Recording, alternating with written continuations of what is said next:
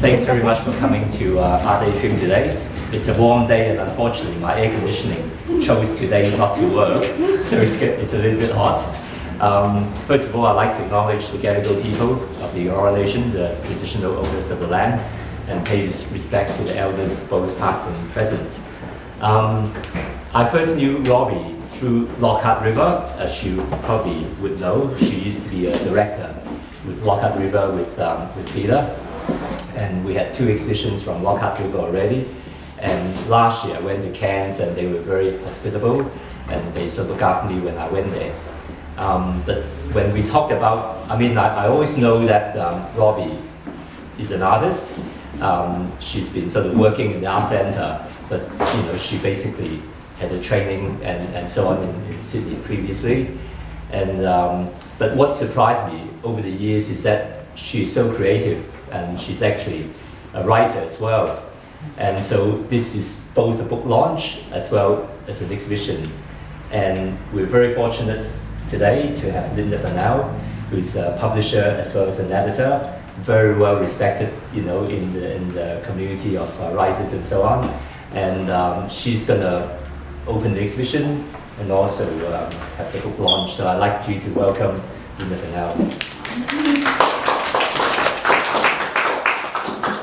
Well, thank you very much for that warm welcome, and thank you, Robbi, for inviting me to say a few words today and celebrate your talents on the page and on the canvas. I too would like to begin by acknowledging the traditional owners of the land on which we meet, the Gadigal people of the Eora Nation, and I extend my respect to their elders past and present.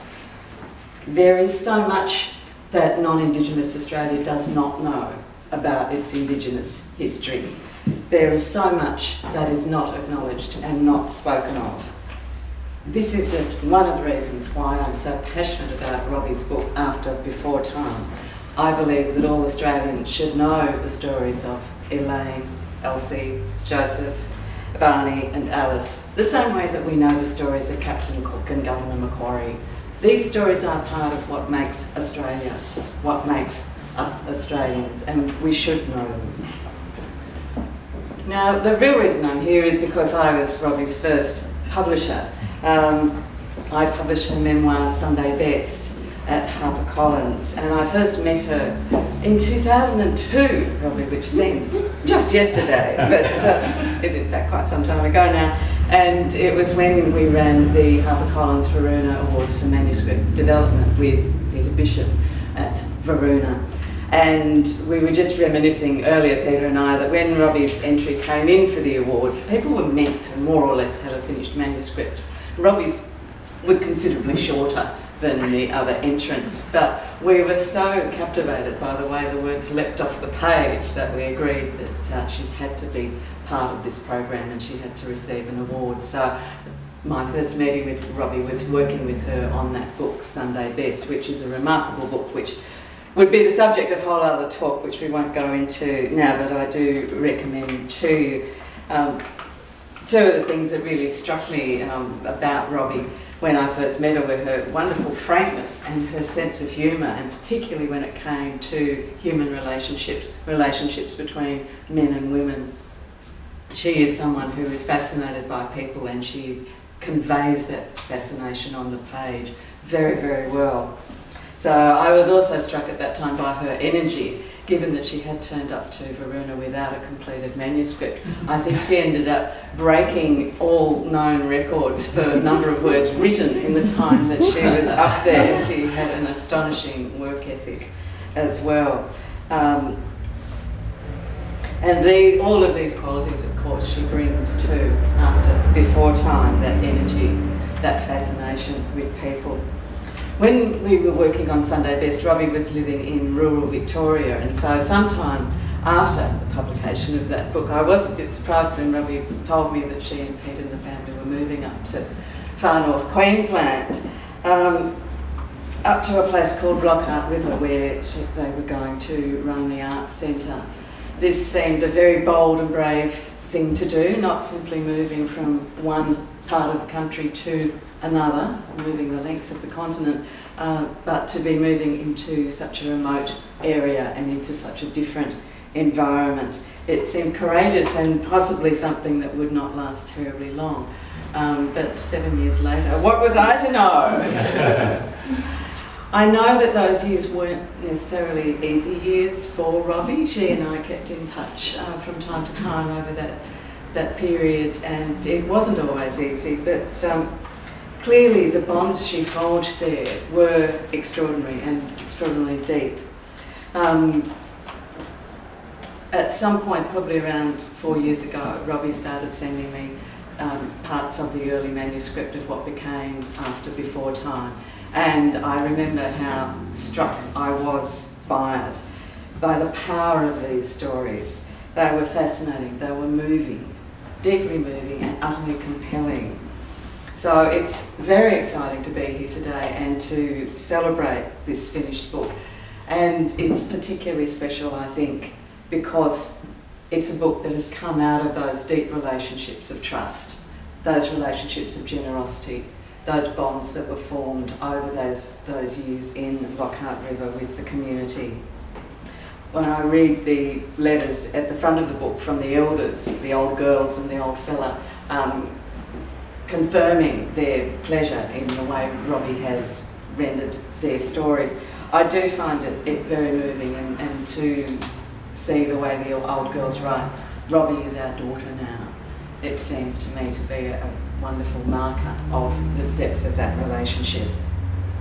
The world that she describes, the world of these stories, these yarns, is one that to us living in urban Australia is very, very different. It feels like not just another place, but often another time as well. And Robbi takes us into this world, into the bush, and gives us an intimate insight into the lives of the people there. In Elsie's yarn, which starts the book, we get the story of before time, what it was like before the white people came, before they were moved off their land.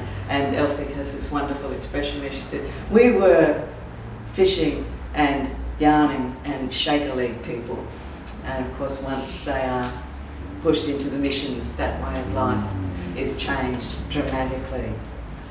While she's still a child, she's forced to leave that lifestyle behind.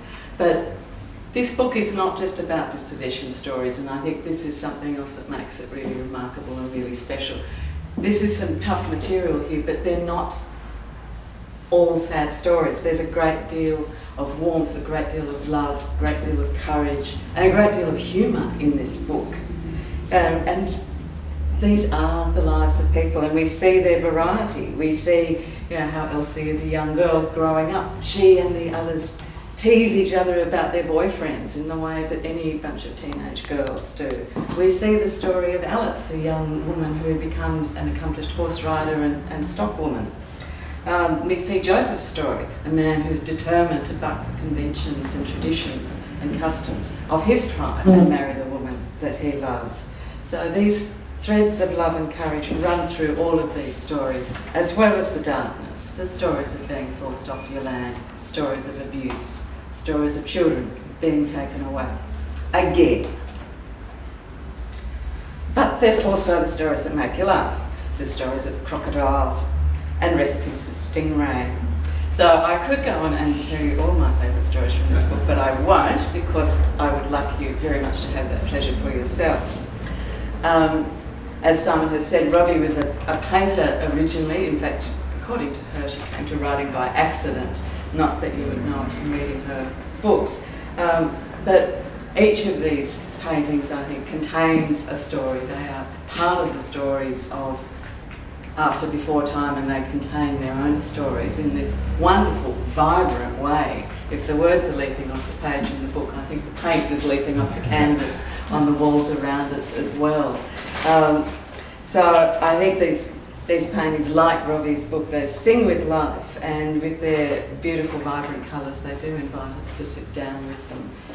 So I hope you will do so, and I hope that you will join with me in congratulating this tremendously talented artist and writer. Thank you. Thank you, Linda. Robbi would like to say a few words. Well, I would like to thank you all very much for coming. I would like to thank Simon for hosting this event and for having a show of my work and for offering to have the launch of the book here. I'd like to thank Selwa and Linda, who are wonderful agents and really supportive and put up with my neurosis. I would like to thank Catherine and Madeline from HarperCollins, who have been really supportive and helpful as well with the book. My children, who are always supportive and fantastic. Thank you. And Linda and Peter, who have always nurtured me. Peter Bishop's hiding up the back there. And they've nurtured me from the moment I started writing, which I started doing by, well, not by accident, but sort of by accident. So,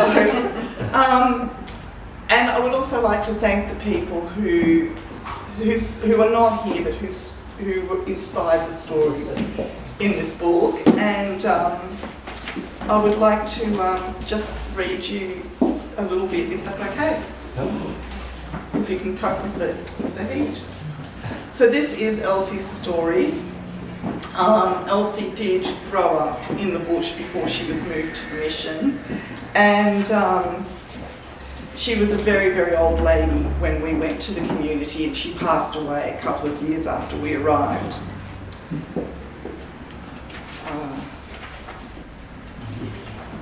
Go to the right page. So this is Elsie's yarn, and this is before time. Can I just have a mouthful of water?